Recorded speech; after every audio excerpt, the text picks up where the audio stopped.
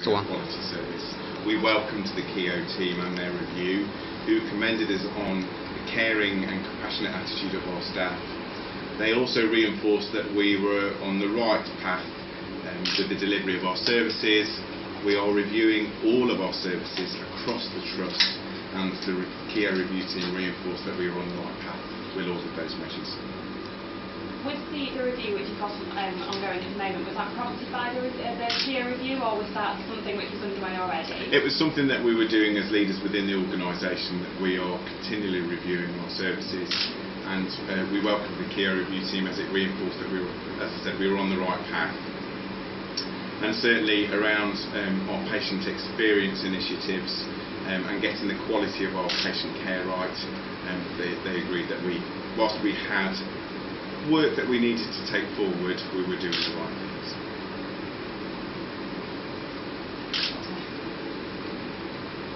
Now, obviously you mentioned that there was a lot of things which were commented in the report, which I accept. I had a very, very quick flick through, and it did seem there were some good practices which were highlighted in there, but however there were also some negative points which were made. One thing which particularly stood out to me was the lack of systematic approach in place to ensure collection, reporting and action on quality of services. I mean, what would be your response to that? That was one of the measures that we were already reviewing, right, and what that's actually referring to is that the quality of, the reporting on the quality of our issues is shared across the organisation. Yeah. So that was about learning from incidents, learning from positive experiences, and ensuring that all of our staff were aware of what our quality measures were about. As I've spoken about before, our consistent message around our patient experience initiative is that every staff member in this organisation should treat a patient as if it was a member of their family. Right, okay.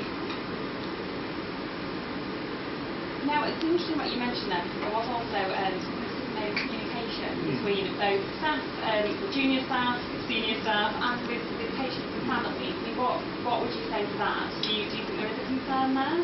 I think there is always room to improve upon our communication, and for our staff, I think we need to adapt to the century that we're in. So there are different forums for communicating with staff. So we have open forums with our staff to talk about what's happening within the organisation, but we're also considering other mediums such as Twitter. How do we get into the electronic age? What do we do around things such as Twitter and Facebook? And certainly for our patients and their families, it is about listening to their stories, listening to them, and listening to the experience that they've received at Burton, so that we can learn from them on how to improve our services. Now, there was another thing which was mentioned with regards to communication particularly, about staff being unable to articulate the concerns that they have about perhaps what they see as things which aren't so good in the organisation. Do you think that that's something that is consistent at Queen's and at the other hospitals in the Trust? What we've done here, certainly at Queen's, is actively encourage our staff to raise issues. So we have a very robust whistleblowing policy, but our view is that if staff have concerns about any care issues or anything around the quality of care, then there is a process for how they escalate that to seniors. So it's fundamental. We need to learn from our staff, we need to learn from our patients. So what about the future now? Obviously, I understand, unfortunately I haven't had the opportunity to read it, but I understand there are some action points which have been laid out by the review panel. Yes. How does the hospital intend to carry those forward?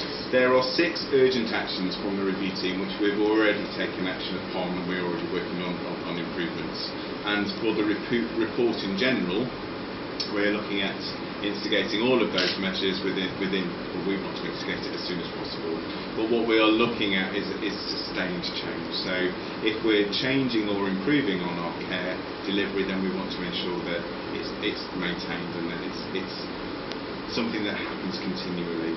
The 6 urgent actions we have already taken action upon.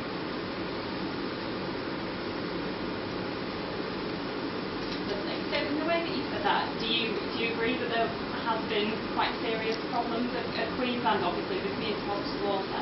I think the NHS is facing an unprecedented challenge currently, and Burton Hospital is one of the hospitals that was facing those challenges. One of the key recommendations in the report is to review and look at our staffing levels. That was something we had already done. We've reviewed all of our nurse staffing levels on every ward. We've recruited 49 registered nurses since February. We're taking on another 18 newly qualified staff nurses in September, and we're committed to continually recruiting because, as I said, it's about sustained change. So we're also seeking overseas recruitment from Portuguese nurses, and I went to an overseas agency on Friday to start recruiting, and we're hoping that they will be with us in November.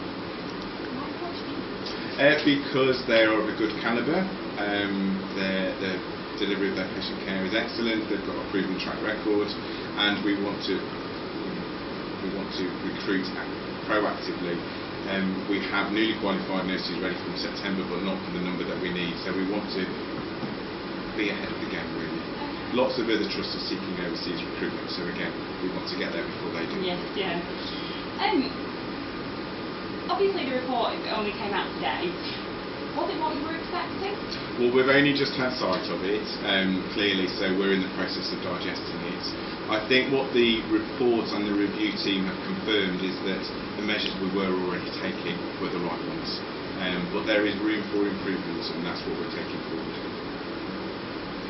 Are there any plans to address maybe not staffing issues in terms of actual hospital staff, but a more senior level? Are there any intentions to try and reshuffle or rearrange any of the staffing at the senior level to maybe deal with some of the complaints here, or some of the complaints? Sorry, complaints in terms of the concerns that have been raised. Are there any changes at the senior level which might be taking place to deal with the concerns?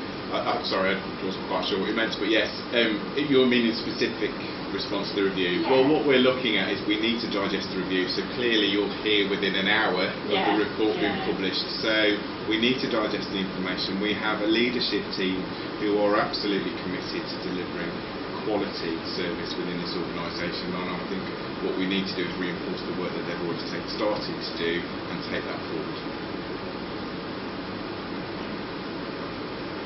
I actually think I have one more question for you, John. That's very quick. Why is Helen Ashley not conducting these interviews?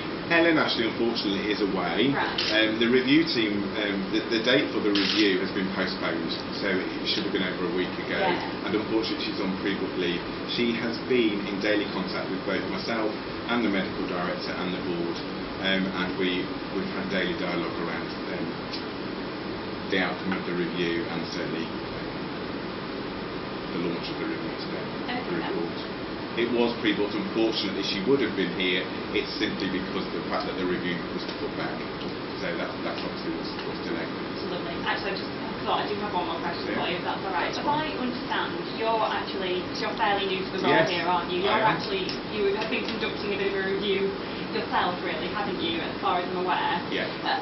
How does this and the findings of this report coincide with the review which you've been doing? Are you finding that they're supporting one another, or? Absolutely. I think it's reinforced some of the things that we'd already started to do. Certainly, one of the first things that I did was review our nurse staffing levels on every board. That's reinforced that's something that we need to take forward, and the actions that we had planned we need to execute quite quickly. One of the other things that we're doing is we're going to release our senior sisters to work in a supervisory capacity, so they'll be setting the tone at ward level. Again, the report recommends that's a good thing to do. One of the further measures that were planned from when I started was to relocate the complaints department from this building into the main hospital, and again the report recommends that we should do that. Right, so they're very consistent with one another then, so you must be quite pleased because Absolutely. Again, it's reinforced what you think. It's a good thing. So yes, marvellous.